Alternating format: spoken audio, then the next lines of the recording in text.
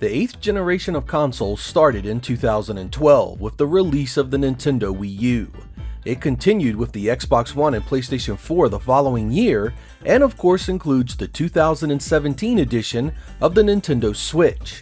As someone who started gaming in the early 1980s, I have had my tastes and habits change a number of times over the years. In the beginning, it was hard and fast arcade games that drew me to the hobby, almost entirely composed of racing games and shooters.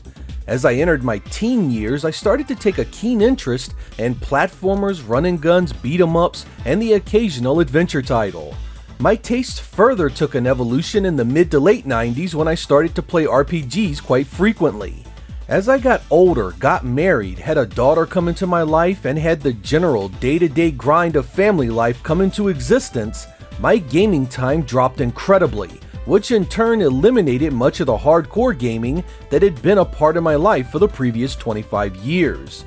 Gone were the arcade-centric, high-difficulty shoot-em-ups and fighting games that I used to frequent, now replaced by games that are much more about discovery and can be played at your own pace and leisure. In this episode, we will look at the games I most played during the current generation of machines. As the 8th generation begins to wind down, I fondly remember the software that meant the most to me.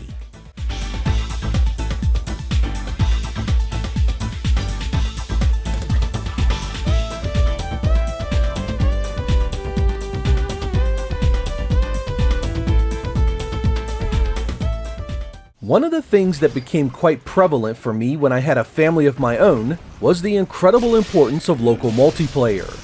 I now had a wife and daughter that enjoyed games, and if I wanted to play, they wanted to play with me.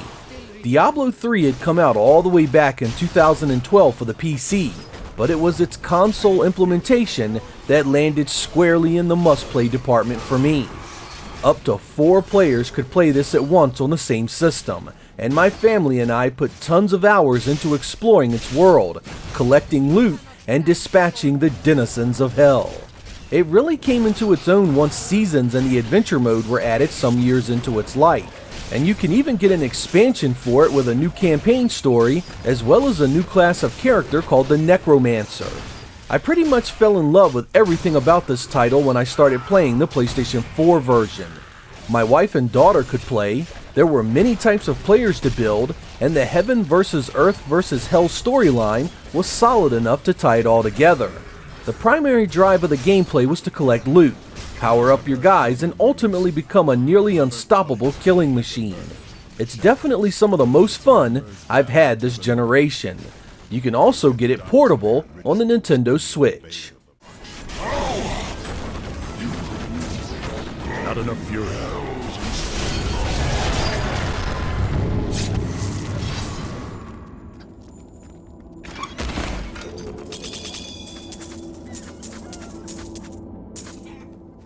Since I absolutely adored the first 2 games, it was only natural that I was drawn to Red Dead Redemption 2. This tale follows Arthur Morgan and his gang as they try and survive in a world that is rapidly changing for them. The days of the Old West and outlaws are coming to an end, and it's taking a heck of a toll on you and your friends.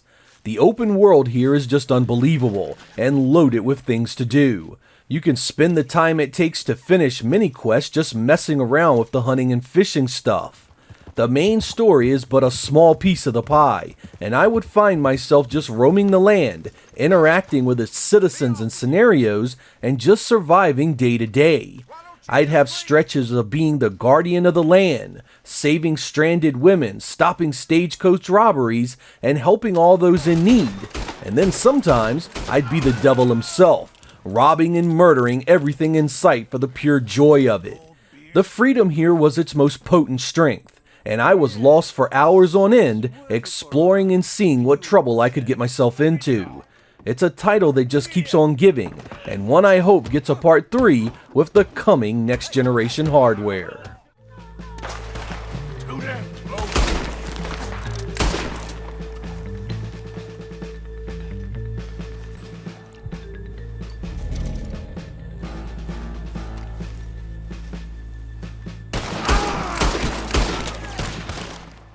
Remakes are nothing new, but great remakes are often few and far between. Capcom decided to take the winning formula from Resident Evil 2 and completely revise its gameplay perspective and redesign its layouts in the complete reimagining of the project. You still play as Leon and Claire, you still meet Sherry Birkin and Ada Wong, and you still fight your way across much of the same game world as before. Just now it's fully in 3D and played from a third-person perspective. No fixed camera angles here, which allows this game's incredible setting to truly come alive. Everything is far more terrifying and aggressive, and you rarely feel safe no matter where you try and hide. The visuals are great too, ranking up there with the best the series has ever seen. Every room looks lived in and used by real people, and the evidence of various battles and attempts to survive are everywhere. If you were a fan of the old games because of their atmosphere and story, you should definitely give this one a try. It's more action-oriented than before, but no less a great experience. Capcom also did a Resident Evil 3 remake, which is very much a side story to this adventure.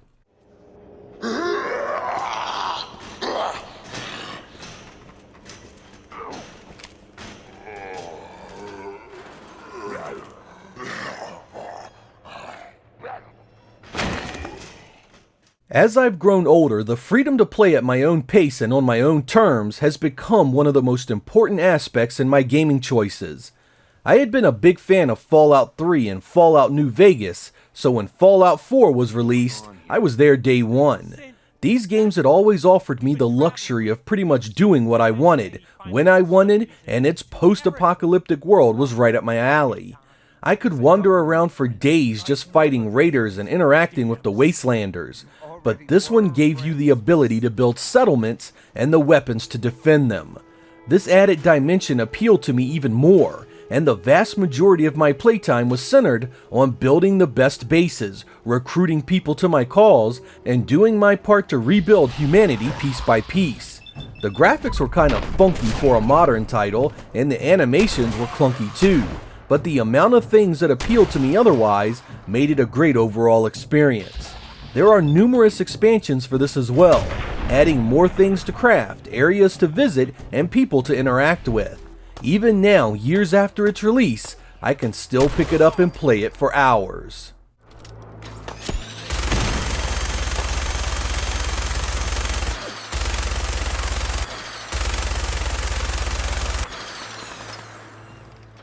I'm gonna say something here that might be a bit controversial.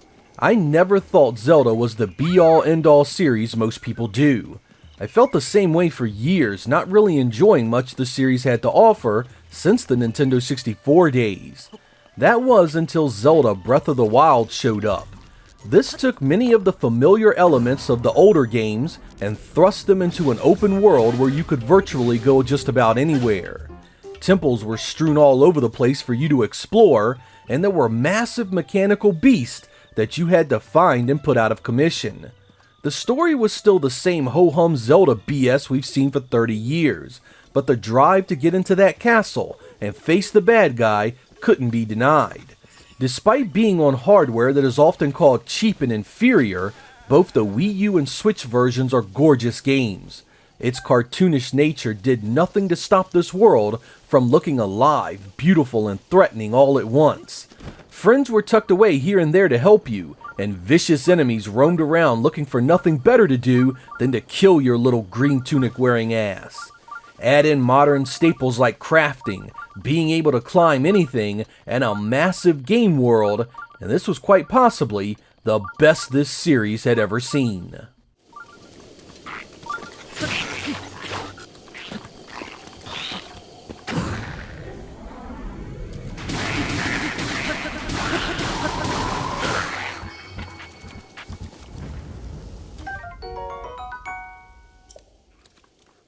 Minecraft came out before the 8th generation of consoles, but it was on the Xbox One where me and my daughter discovered it. I gotta admit at first I hated this.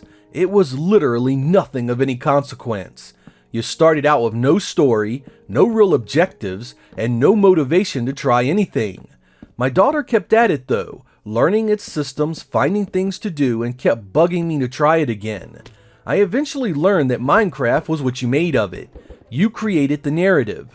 You created the motivations, and you decided what the point of everything should be. Sometimes we'd just play for hours building things in its creative mode, and other times we'd be killing monsters and raiding caves in the survival option. We'd harvest precious metals, craft items and enchantments to get stronger, and even just catching fish and cooking were all part of the experience. Even when I played it alone, I found an almost therapeutic comfort in its laid-back gameplay, atmosphere, and purpose. There was an entire game world there for you to discover and become its master, and the time I spent with my daughter in it was priceless.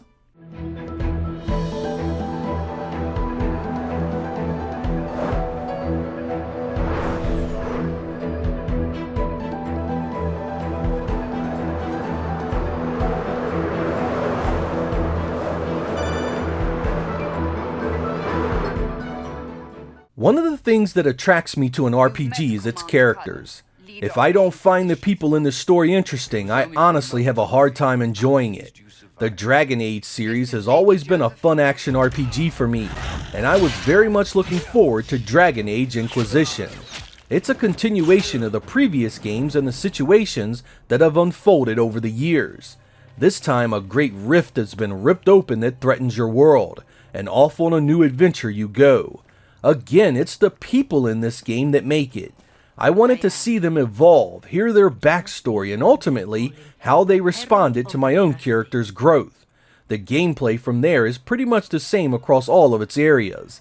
Enter, meet new folks, kill some enemies, and close a rift or 10. You get some base building elements later in the game, can customize the heck out of your own weapons and armor, and do the same for the rest of your team. DLC packs add situations and people from the past games as well.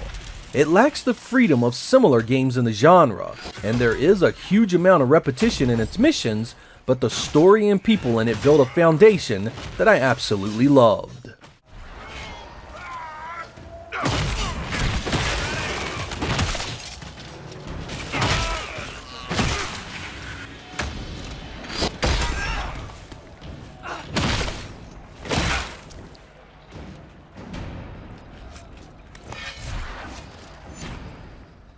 I've been a big fan of the Metal Gear Solid titles since the first.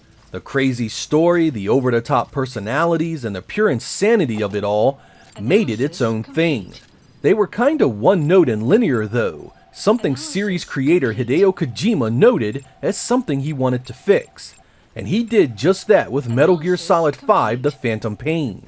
Instead of a narrative driving you from point A to point B, this drops you into a battlefield that allows you to pretty much go Rambo and take out things how you want.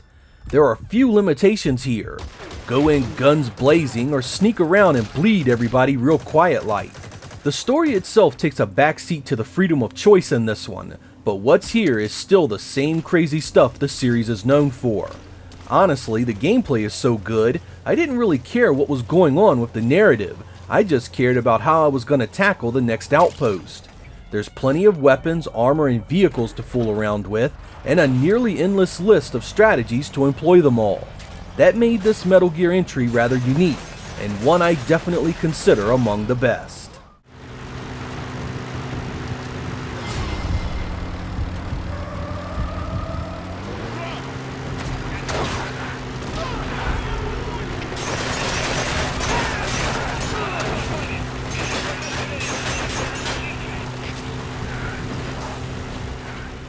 I have always been partial to the Xbox platforms, from the Sega exclusives that showed up on the original, to the excellent online services and live arcade of the 360, to the backwards compatibility and Game Pass of the Xbox One. So when Microsoft released Halo: The Master Chief Collection, you can imagine my excitement. I had loved all these games over the years, and to have them under one hub, looking better than ever, was a real treat. The real bonus here was the fact that now I had my daughter with me, and she loved her some couch co-op. Every game here supports it, from the original Halo all the way up to Halo 4. That gives you tons of hours of story mode, Spartan Ops, and a nearly endless list of multiplayer modes to play with friends. These games were great shooters individually, but being able to play them in this manner and in one package really appealed. I sat down and played through all of them in order as the story was supposed to unfold, giving me a newfound appreciation of the lore. Those first 3 games were truly special experiences for me, and this package allowed me and my daughter to relive them all together.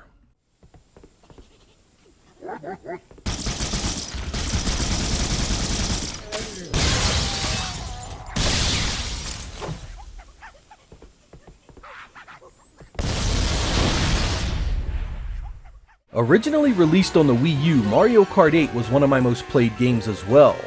This was another family time favorite, allowing up to 4 players at once. But don't believe that that was the only reason this game made it here. This is an all-around excellent combat racing game. There are loads of varied tracks, a bunch of different personalities to race as, and the gameplay can be as chaotic and nail-biting as anything out there. You can go from the joy of landing a bunch of red shells on the riders in front of you and eking out that last-second victory, or you can suffer the heartbreaking defeat of a blue shell right before the finish line. Nintendo also released this for the Switch, making the experience completely portable, adding just another checkmark on a game that was already excellent. It's also great looking, done in the typical colorful and appealing Mario art style, and runs without a hiccup. Nintendo knows its audience for these games and keeps making them better and better. I'm looking forward to seeing what they do next. Sega could have learned a thing or two from them when it comes to growing and evolving games over the course of 40 years.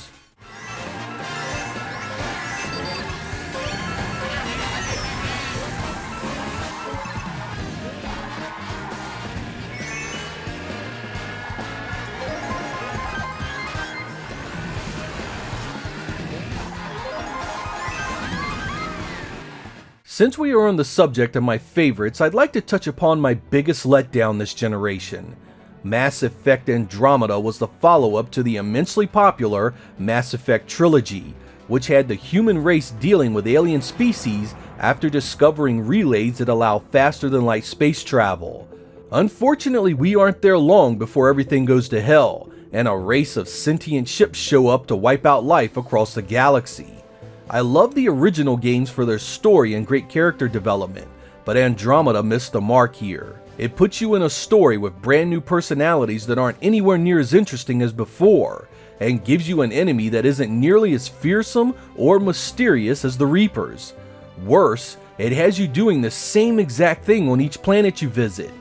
Turn on ancient machines and drive around and collect stuff. It is instantly boring, lacks any motivation to keep playing, and is a shallow substitute for what came before it. If BioWare ever revisits this series, I sincerely hope they bring it back to the Milky Way and puts us back in an established lore that was worth caring about.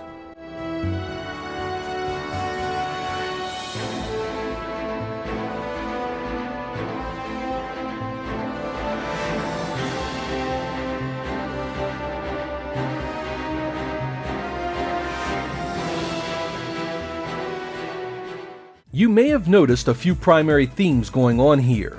Games with lots of freedom and exploration, and games that had great local multiplayer all dominated my playtime. In between adventuring around ruined wastelands and magical kingdoms, I was most often playing with my wife and daughter. The changes I've seen in my life have most certainly had a profound effect on the games I play, not to mention getting older and having a greater appreciation for more mature themes and the story and worlds that drive them. These 10 games were picked because of the time I spent playing them and the joy they brought me and my family, but there are others worth mentioning. I greatly enjoyed the PlayStation 4 exclusive Horizon Zero Dawn, which takes the post-apocalyptic genre in an entirely new direction. It's a gorgeous game that you can sink dozens of hours into. There was the new God of War with its new take on an old character, and you just had to love Grand Theft Auto 5's bold and in-your-face insanity. With the flood of indie titles and the sheer volume of releases nowadays, I could never hope to play every decent game out there with my meager available time. That just means there's always something to play, always something to discover, and always something to surprise you. So is the greatness of this hobby, and while I'll always be a part of it. I'm Sega Lord X. Thank you guys for watching, and I will catch you next time.